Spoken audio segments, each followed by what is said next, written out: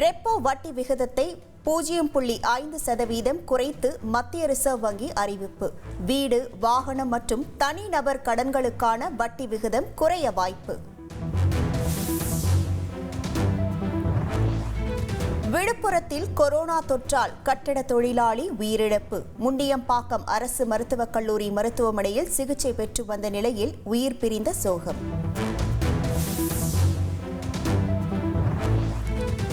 Corona பரவல் அதிகரித்து வரும் நிலையில் கர்ப்பிணிகள் மாஸ்க் அணிய தமிழக பொது சுகாதாரத்துறை அறிவுறுத்தல். அதிக காய்ச்சல், இருமல், உடல் வலி இருந்தால் உடனடியாக மருத்துவமனைக்கு செல்ல வேண்டும் என்றும் வேண்டுகோள்.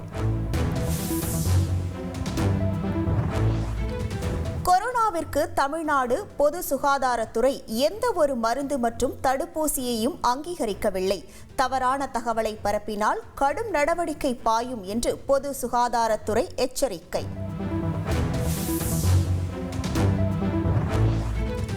ஜம்மு காஷ்மீரில் உலகிலேயே மிக உயரமான செனாப் பாலத்தை திறந்து வைத்தார் பிரதமர் மோடி.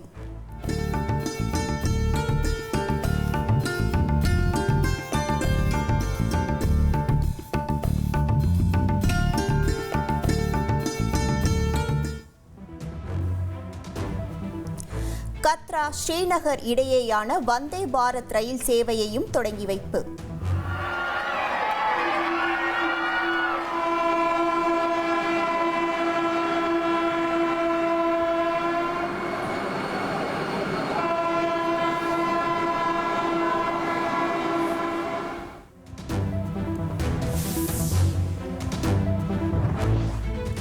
காஷ்மீர் மக்கள் காட்டிய வலிமை உலகம் முழுவதும் உள்ள பயங்கரவாதத்திற்கு ஒரு வலுவான செய்தியை அனுப்பியுள்ளதாக பிரதமர் மோடி பெருமிதம். ஜம்மு காஷ்மீர் இந்தியாவின் மணிமகுடமாக திகழ்வதாகவும் பேச்சு. பாகிஸ்தானுக்குள் நுழைந்து இந்தியா தாக்கும் என்று பாகிஸ்தான் ராணுவமும் பயங்கரவாதிகளும் ஒருபோதும் நினைத்திருக்க மாட்டார்கள். பயங்கரவாத முகாம்கள் சில நிமிடங்களில் தரைமட்டம் ஆனதாக பிரதமர் மோடி பேச்சு.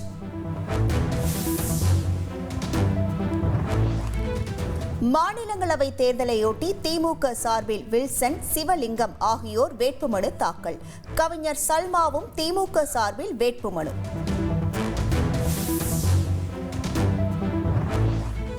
மாநிலங்களவை தேர்தலுக்காக முதலமைச்சர் ஸ்டாலின் முன்னிலையில் மக்கள் நீதி மய்யம் கட்சித் தலைவர் கமல்ஹாசன் வேட்புமனு தாக்கல்.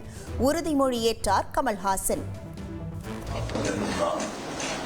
மாநிலங்களவையில் உள்ள இடமொன்றை நிரப்புவதற்கு வேட்பாளராக நியமிக்கப்பட்டுள்ளார்.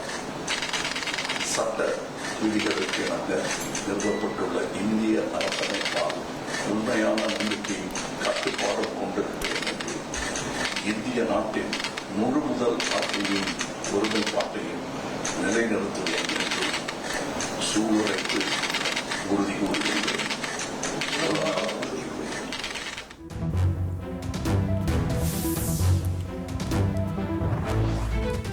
மாநிலங்களவை தேர்தலையொட்டி அதிமுக சார்பில் இன்பதுரை மற்றும் தனபால் வேட்புமனு தாக்கல். அதிமுக பொதுச் செயலாளர் எடப்பாடி பழனிசாமி முன்னிலையில் வேட்புமனு தாக்கல் செய்தனர்.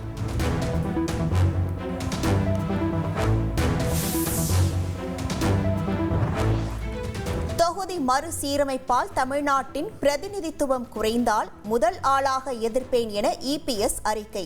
பாஜகவின் சதித்திட்டம் குறித்து இபிஎஸ் அமைதி காக்கிறார் என முதலமைச்சர் ஸ்டாலின் குற்றம் சாட்டி இருந்த நிலையில் பதிலடி.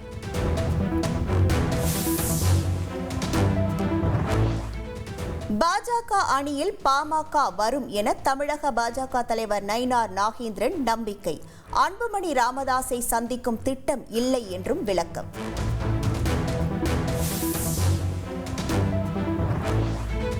தர்மபுரி மாவட்டம் பாலக்கோடு அருகே மலையாள நடிகர் ஷைன் டாம் சாக்கோ கார் விபத்தில் படுகாயம். பெங்களூருவுக்கு குடும்பத்துடன் காரில் சென்றபோது நடந்த கோர விபத்தில் நடிகரின் தந்தை உயிரிழந்த சோகம்.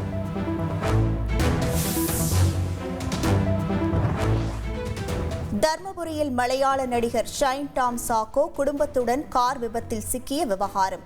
விபத்தின் போது நடந்தது என்ன என்பது பற்றி நடிகரின் சகோதரர் விளக்கம்.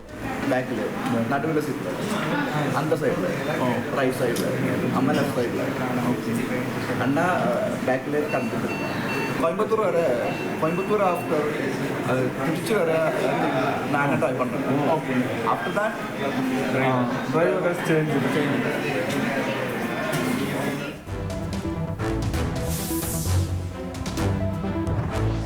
பெங்களூருவில் ஆர்சிபி வெற்றி பேரணியின் போது கூட்ட நெரிசலில் சிக்கி 11 பேர் உயிரிழந்த விவகாரம்.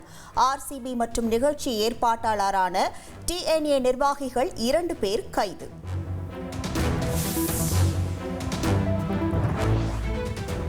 பெங்களூரு கூட்ட நெரிசல் தொடர்பாக கைதான ஆர்சிபி அணி நிர்வாகியின் மனைவி கர்நாடகா உயர்நீதிமன்றத்தில் ரிட் மனு. வேறு யாரோ செய்த தவறுக்கு தன் கணவர் மீது பழி சுமத்துவதாக குற்றச்சாட்டு.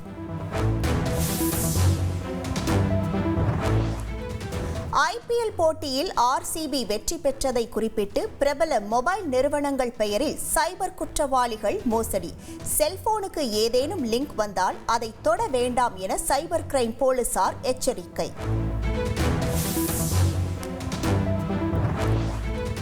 சென்னை விமான நிலையத்தில் 304 பயணிகளுடன் தரையிறங்க வந்த துபாய் விமானம் மீது மீண்டும் லேசர் ஒளி அடிக்கப்பட்டதால் பரபரப்பு. விமானி சாமர்த்தியமாக செயல்பட்டு விமானத்தை பத்திரமாக தரையிறக்கியதால் அசம்பாவிதம் தவிர்ப்பு.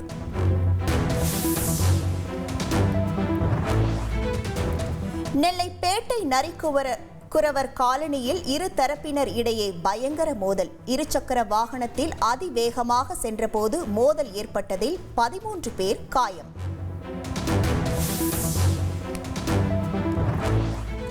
நெல்லை பேட்டையில் நடந்த மோதல் சம்பவம் தொடர்பாக இரு தரப்பை சேர்ந்த 10 பேர் மீது வழக்கு பதிவு. அரிவாள் வெட்டு சம்பவம் எதுவும் நடக்கவில்லை என நெல்லை காவல் ஆணையர் சந்தோஷ் ஹாதிமணி விளக்கம்.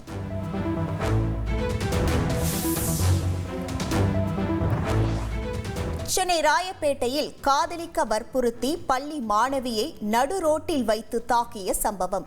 குடும்பத்தையே காலி செய்து விடுவேன் என மிரட்டல் விடுத்த அதிமுக நிர்வாகி சூர்யா கைது.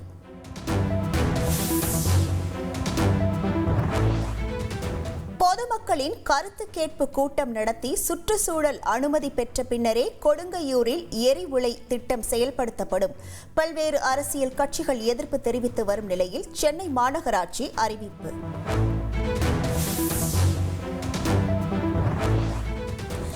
திருவண்ணாமலை மலையில் சட்டவிரோதமாக கட்டப்பட்டுள்ள 1535 கட்டிடங்களை அகற்ற எடுத்த நடவடிக்கை என்ன? வரும் 20ஆம் தேதிக்குள் அறிக்கை தாக்கல் செய்ய திருவண்ணாமலை மாவட்ட ஆட்சியருக்கு சென்னை உயர்நீதிமன்றம் உத்தரவு.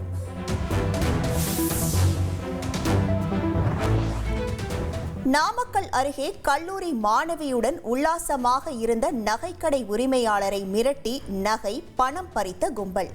ராங் கால் மூலம் நகைக்கடை உரிமையாளருடன் பழகி மோசடியில் ஈடுபட்ட மாணவி உள்ளிட்ட 7 பேர் கைது.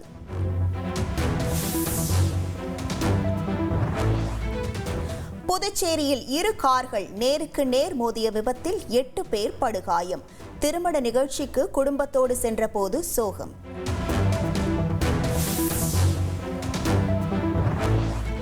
மதுரை மேலமடையில் ரோட் ரோலர் வாகனத்தில் சிக்கி கட்டிட மேற்பார்வையாளர் உயிரிழப்பு. வெயிலில் இருந்து தப்பிக்க ரோட் ரோலர் அருகே நிழலில் அமர்ந்திருந்த போது சோகம்.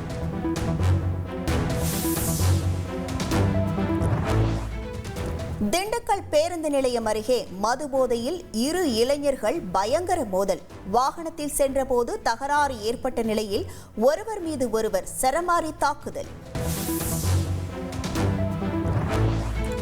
கள்ளக்குறிச்சி மாவட்டம் சங்கராபுரம் அருகே சட்டத்திற்கு புறம்பாக சிறுமிக்கு கருக்கலைப்பு செய்த போலி மருத்துவர் கைது. மருந்தாளராக உள்ள சிவா ஆனந்த் என்பவர் 17 வயது சிறுமிக்கு கருக்கலைப்பு செய்த நிலையில் நடவடிக்கை.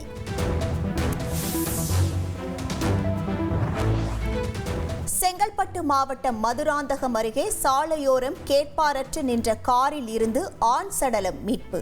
சடலமாக மீட்கப்பட்டவர் கிறிஸ்தவ ஆலயத்தில் ஆயராக இருந்தவர் என தெரிய வந்த நிலையில் மேற்கொண்டு போலீசார் விசாரணை.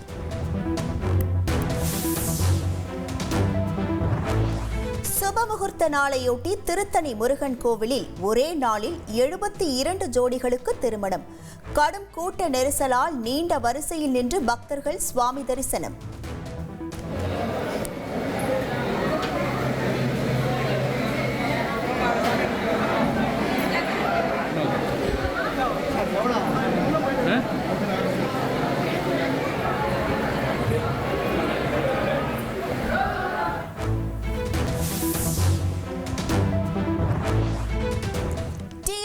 கிரிக்கெட் தொடரில் இன்று சேப்பாக் சூப்பர் கில்லிஸ் மற்றும் திருப்பூர் அணிகள் மோதல். கோவை மைதானத்தில் இரவு 7:15 மணிக்கு பல பரீட்சை.